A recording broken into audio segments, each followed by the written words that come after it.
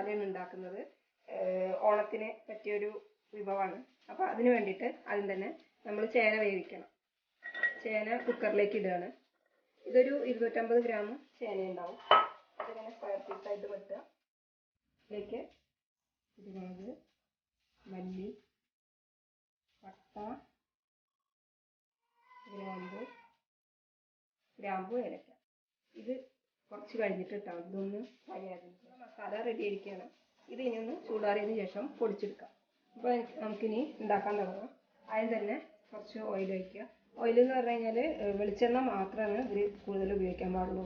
നമ്മുടെ നാടൻ വിഭവങ്ങൾക്കൊക്കെ വെളിച്ചെണ്ണയാണ് ഏറ്റവും നല്ലത്. ഇപ്പോൾ ഒരു 2 ടേബിൾ സ്പൂൺ എണ്ണ ഒഴിച്ചിട്ടുണ്ട്.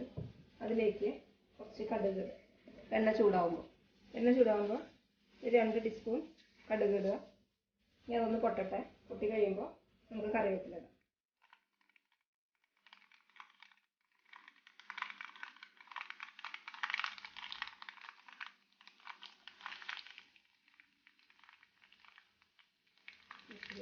തേങ്ങ കൊത്തിടുക.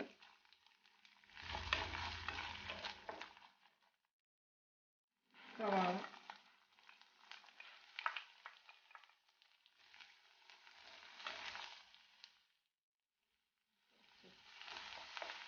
ഇതിലേക്ക് ഇഞ്ചി അരിഞ്ഞിടുക. ഇതേപോലെ തന്നെ പച്ചമുളക്,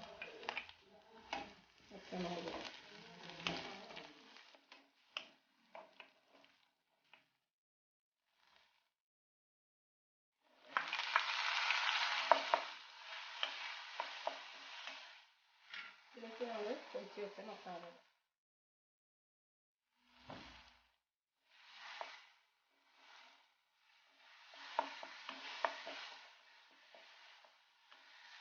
ഇതിലേക്ക് ചേന വേവിച്ച് വെച്ചത്.